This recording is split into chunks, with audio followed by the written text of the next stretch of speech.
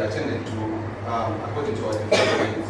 We pray that, Lord, at the end of the day, we may truly say we have been with you, as we testify of our youth loved ones, and as we testify of the comfort that you have given us, and even as we testify of the hope that you have given us for the future.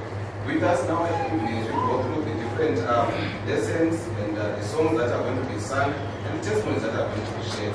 That's what this person just personally we pray. Amen. Who remembers what we have been discussing in the first quarter of this year? What were we talking about? Sabbath school. What was our Sabbath school theme in the first quarter?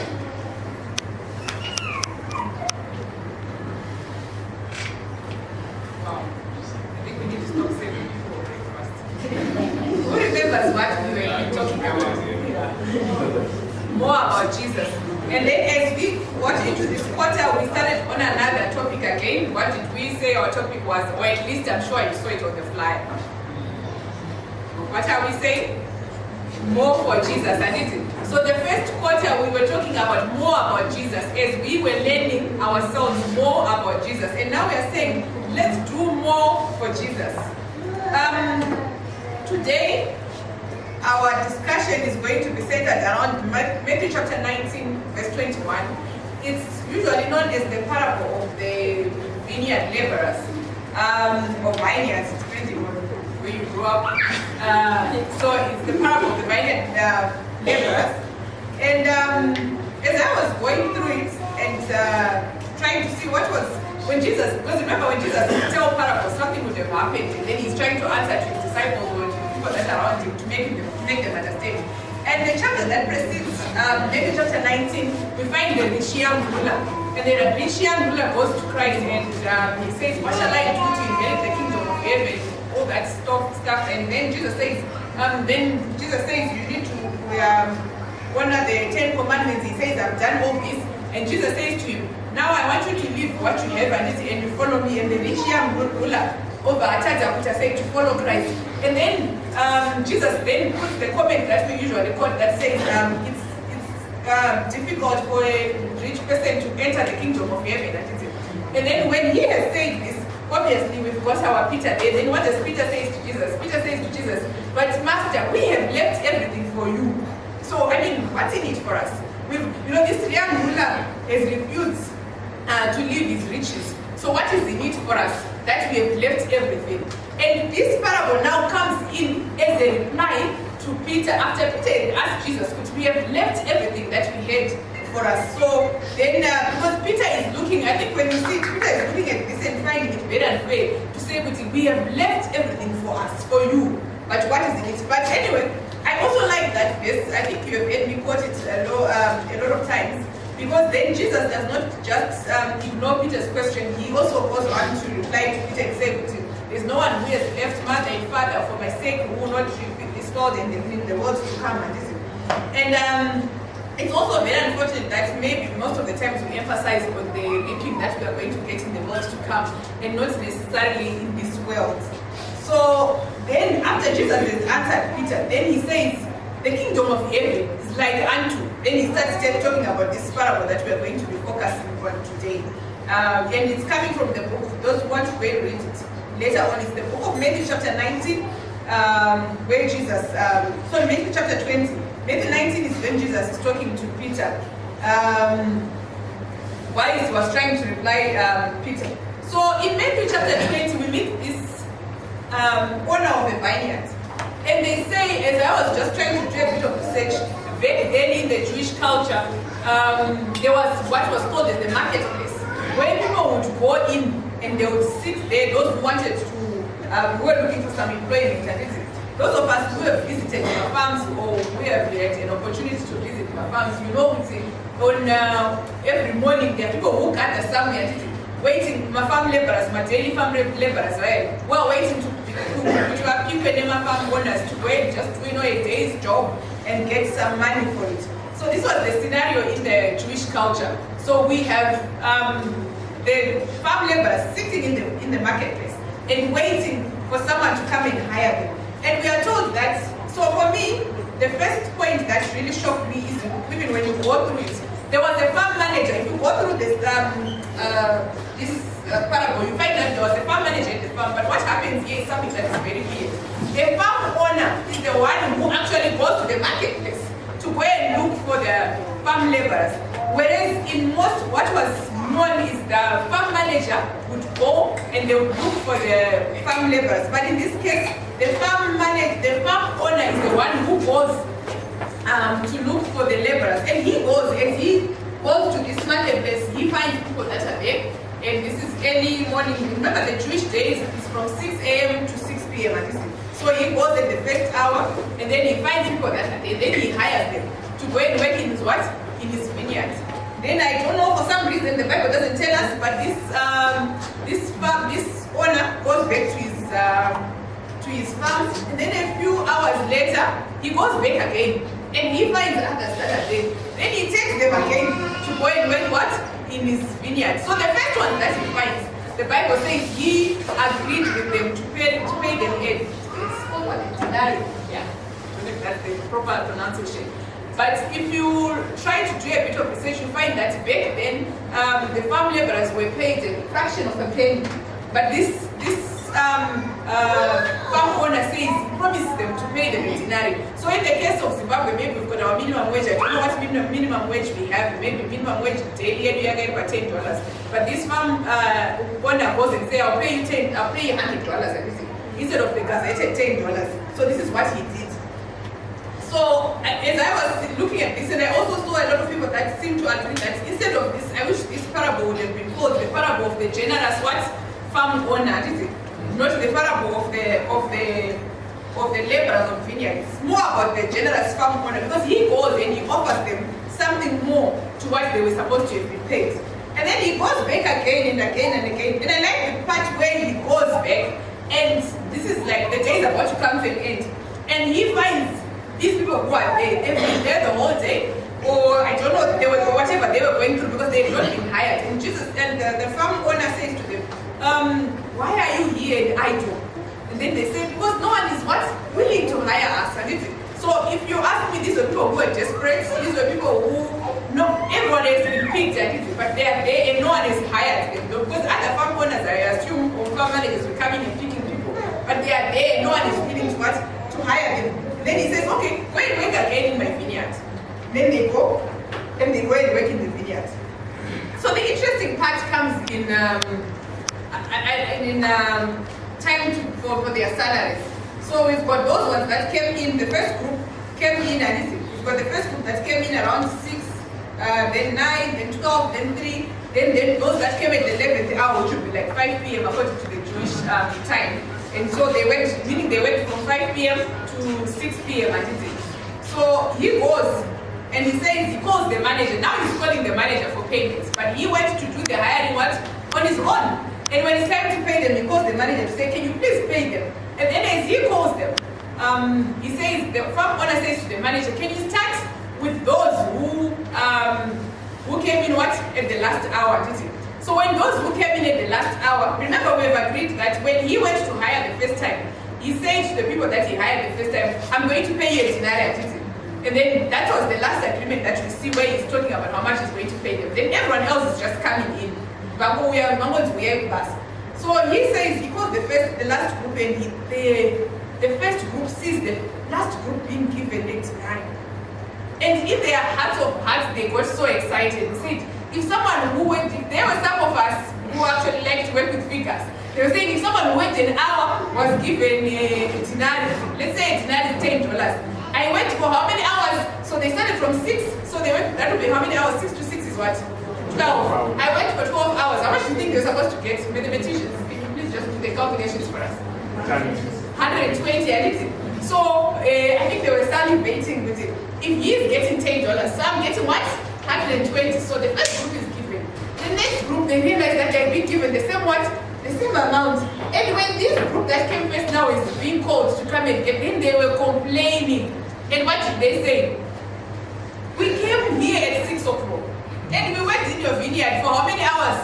For 12 hours. And you are giving us the same money as those who came in at what time? At 5 o'clock. But what was the agreement that they signed with the farm owner? They signed for a denari. I think this is it's a very interesting story, depending on how you look at it. I think those who are in HR would say, I don't know what you have to say about the farm owner, who pays everyone according to what they've worked, what they've done. As I was reading this parable, I think like the preachers always say, sometimes God is willing to talk to us about certain things. I think I've come up here with a testimony where I've said I once introduced someone to healthy living. And you remember that story? I introduced someone to healthy living, and within 3 months, their problem was solved. And as we speak, they are holding a baby. We were pregnant the same time I had miscarriage. And I went back to God and I said, but how come I have gone all out, I've done what it takes, and you have decided to reward this one? How many of us relate to these farm laborers when it comes to God? How many of us have gone to God to complain, to say, we have come in early, we've been working in the vineyard, we went in your vineyard for 12 hours, and you did not give us the wage that we think we were supposed to get. I just want us to just go through the parable as we have just maybe given an outline of what it was. So who's the vineyard? If you go to, I think it's the book of Isaiah, it talks of Israel being what? The vineyard, and is it my vine? And God is talking about what? Of Israel. And who is today's Israel? It's today's church. It's God's people. And God is calling the farm laborers. We are the laborers that we have been asked to come and work with God. 1 Corinthians 3 verse 8 says, for we are laborers together with God. You are God's husbandman. And this is it. So we have been called in this vineyard. Apparently we were sitting somewhere outside in the market looking for employment. And this farm owner did not even send his manager. If I were to go and look for employment in a company, maybe just to become a receptionist, and the CEO himself comes to interview me, what it simply means is it must be a very important job, isn't it? So in this case, the CEO is the one who goes to employ the farm laborers. And we miss certain things that happen because we are being greedy as a people. They never thought about this gesture that the farm owner did, that he came to recruit them in person. So we were sitting somewhere out in the marketplace, and we didn't know whether our bread was sure or not. We did not know whether we were coming and going. And we have the farm owner who comes and he recruits us at the first hour, maybe for some of us, maybe at the third hour for some of us. And whilst we are there, it is human nature. I don't know, but it is in the human nature that we forget to share that which we have. And we do not want to see the next person prospering. Can you imagine the sadness that comes with this? So they have been saved, they have been given something to do, meaning their bread was now sure. And now we've got their brothers whom they left in the market. And the farm owner goes and invite them to come and work also. And also the other challenge that I saw is, it depends on how we take this work to do. If we are in the vineyard and celebrating that our bread is sure, that we have been called to come and get something for our families, how then do we view it? If you are viewing it as work, if you are viewing it as the farm owner is using us, then we will grumble. Because we are saying we have saved you for all this long. But if we want to flip the coin and look at it to say, the farm owner has done me a favor. I am working in this vineyard so I can get my family, the bread of my family is going to be sure. I am helping. Imagine if they were thinking they are helping the farm owner, and you are thinking, I've been helping the farm owner for 12 hours.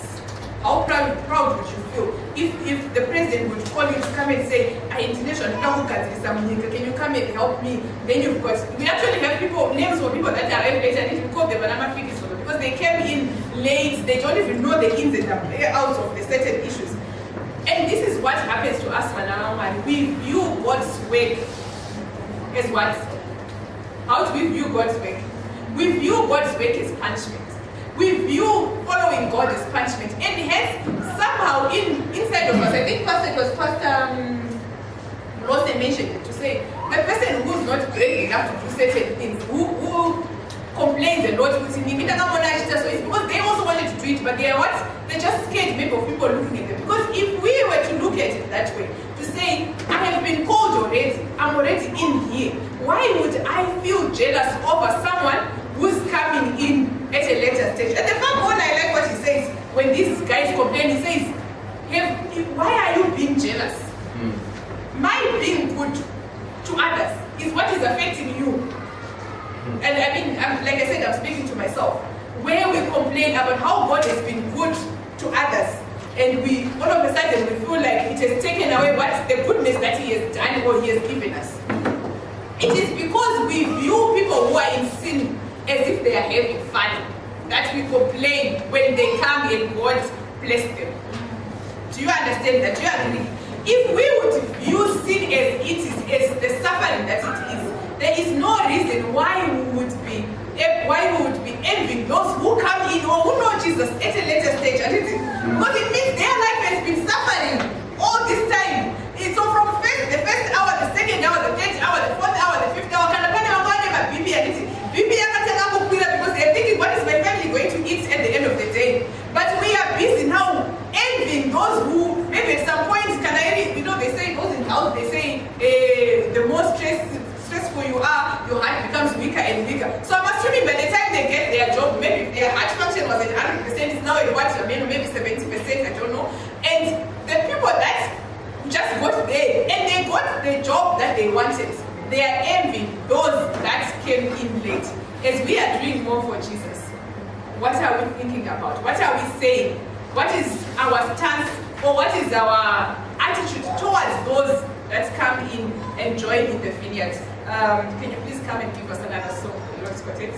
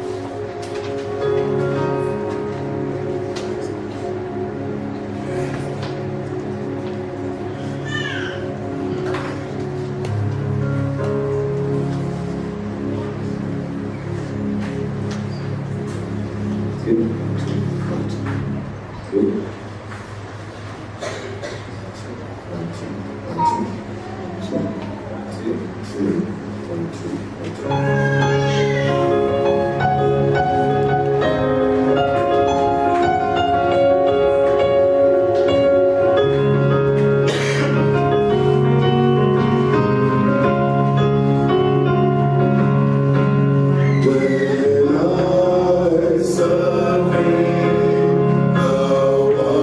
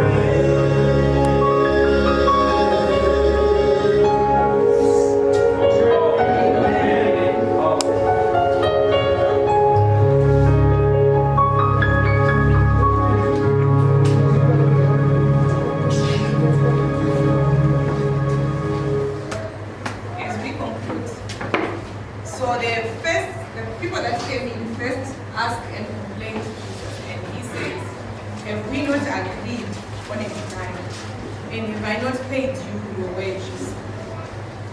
Saints, we have been sitting in the marketplace, and the owner of the vineyard came himself through his son Jesus Christ to come and call us to help gather in his vineyard. Whilst we were in his vineyard, or even before we went to his vineyard, we had a wage that had been given to us. And the Bible says, for the wages of what? Of sin is what? But because we have a generous farm owner, instead of debt, he's giving us a denarii.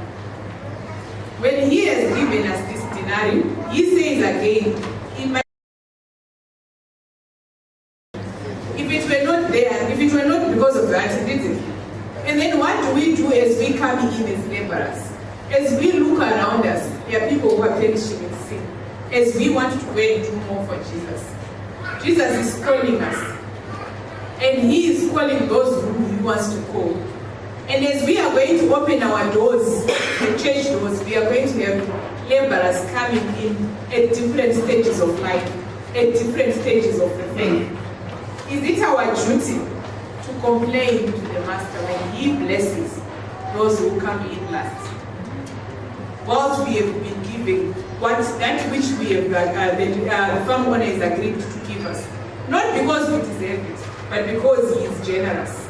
For we know our wages were supposed to be dead, but he has done it for us. I just want to